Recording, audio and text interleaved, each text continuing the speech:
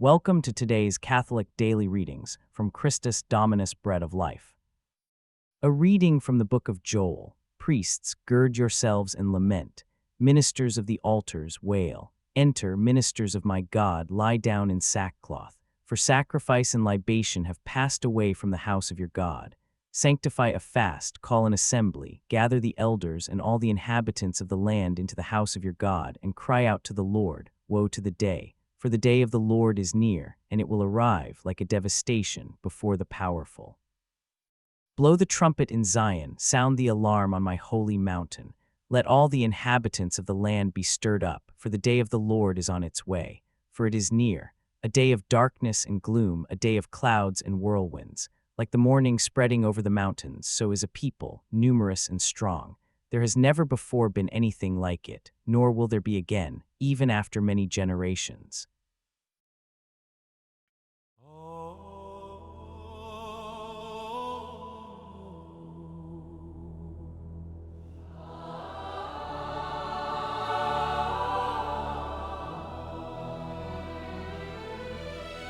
Darkness trembles before his throne.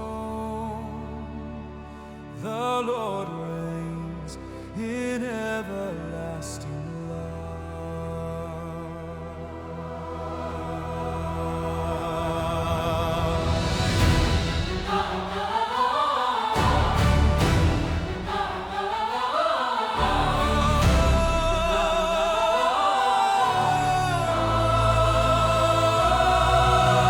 I will give thanks to you, O Lord, with all my heart.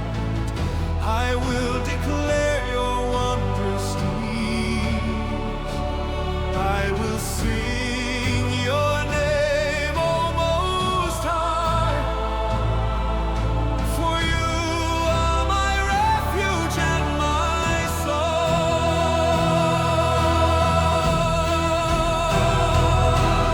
The Lord will judge the world with justice. He governs all the earth with truth. The Lord will judge the world with justice. Forever his throne endures. You rebuke the nations, destroy the wicked. Their name erased forevermore. They fell into the snare they laid. Their pride became their fall. But you, O Lord, sit enthroned forever. A king whose hands weigh truth and mercy. The heavens tremble at your word, and every heart will see your reign.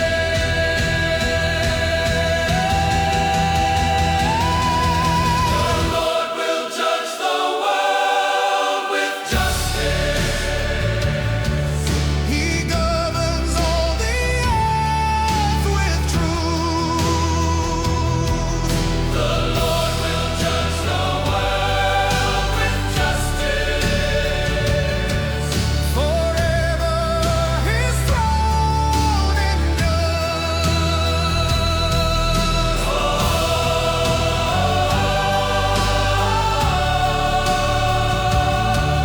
Forever his throne endures.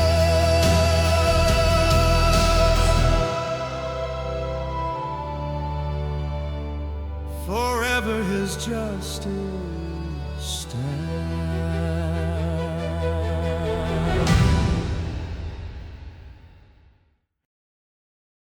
A reading from the Holy Gospel according to Luke. But some of them said, "It is by Beelzebub, the leader of devils, that he casts out devils." But others, testing him, required a sign from heaven of him. Yet truly, knowing their thoughts, he said to them, Every kingdom divided against itself will become desolate, and house will fall upon house. So then, if Satan is also divided against himself, how will his kingdom stand? For you say that it is by Beelzebub that I cast out devils. But if I cast out devils by Beelzebub, by whom do your own sons cast them out? Therefore they shall be your judges. But if I cast out devils by the finger of God, then certainly the kingdom of God has overtaken you. When a strong armed man guards his entrance, his possessions are in peace. But when a stronger man than he has attacked and conquered him, he will take away all his weapons in which he trusted, and he will distribute his spoils. Whoever is not with me is against me. And whoever does not gather with me scatters. When an unclean spirit has departed from a man, he walks through waterless places seeking rest, and not finding any, he says, I will return to my house from which I departed. And when he has arrived, he finds it swept clean and decorated. Then he goes, and he takes in 7 other spirits more wicked than himself, and entering, they live there. And so the last state of that man becomes worse than the first. Join us for today's reflection. Jesus cast out a demon, and instead of celebrating the liberation, some people accused him of using demonic power. Their logic was twisted but revealing. They claimed he was using Beelzebub, the prince of demons, to drive out demons. Jesus dismantled their argument with simple reasoning. A kingdom divided against itself falls, so why would Satan cast out Satan? But then Jesus said something that should terrify anyone who's ever experienced spiritual breakthrough followed by backsliding. He described a demon leaving someone, wandering through arid regions seeking rest, finding none, and deciding to return to its former house. When it arrives, it finds the place swept clean and put in order. So it goes and brings back 7 other demons more wicked than itself, and they all move in together. The final condition becomes worse than the first.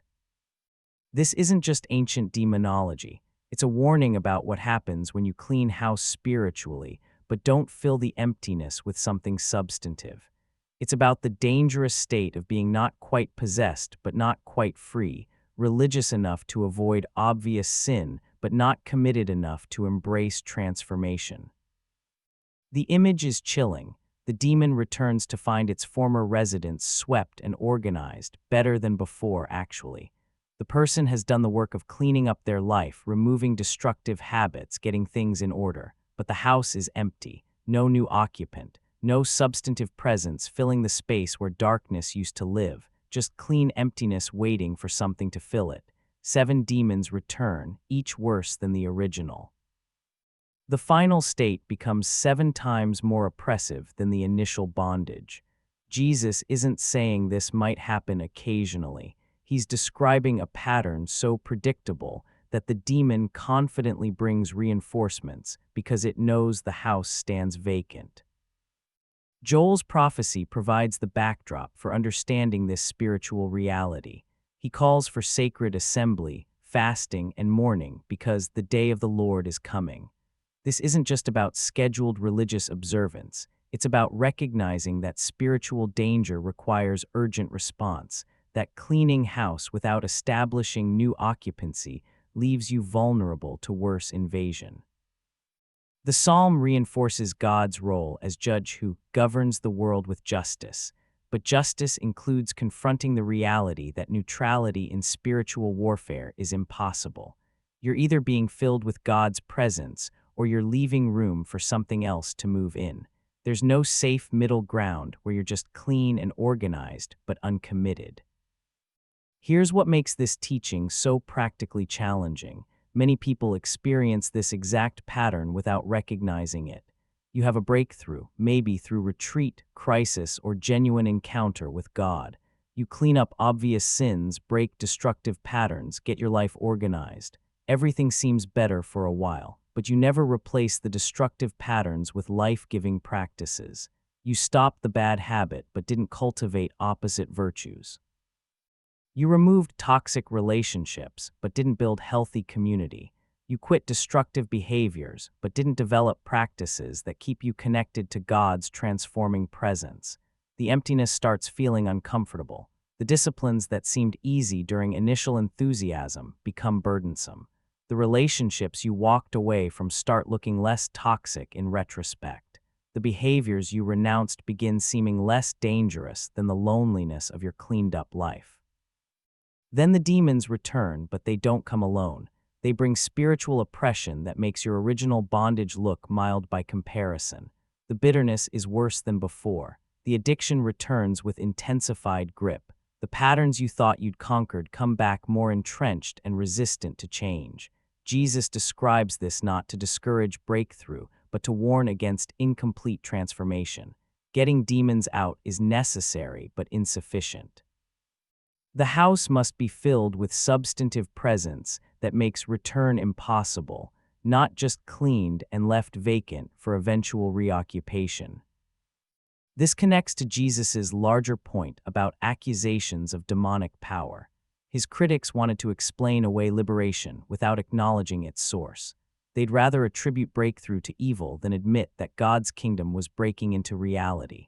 Similarly, when people experience spiritual cleaning without filling, they often prefer to explain away the possibility of genuine transformation rather than commit to the ongoing presence it requires. The practical question becomes, what fills the space where darkness used to live?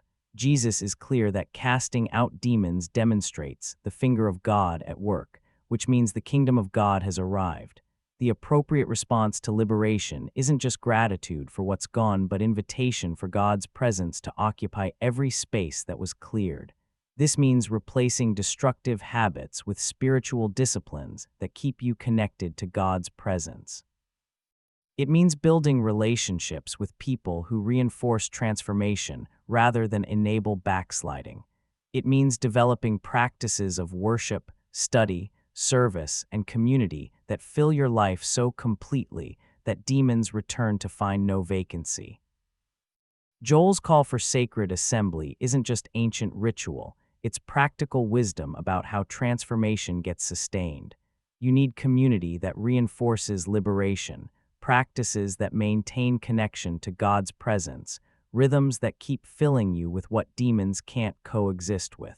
The Psalm's celebration of God's justice includes his commitment to defend those who seek refuge in him. But seeking refuge isn't a one-time decision. It's an ongoing posture of filling your life with practices and relationships that make God's presence tangible rather than theoretical. The warning Jesus gives isn't meant to make you afraid of breakthrough. It's meant to make you aware that liberation creates responsibility to maintain and fill what was cleared. Every space where darkness lived must become space where light dwells, or you're just creating better conditions for worse oppression. The question his teaching forces you to confront is simple but searching. If demons return to find the spaces they once occupied in your life, would they find emptiness waiting to be refilled, or would they find those spaces so full of God's presence that there's literally no room for them anymore?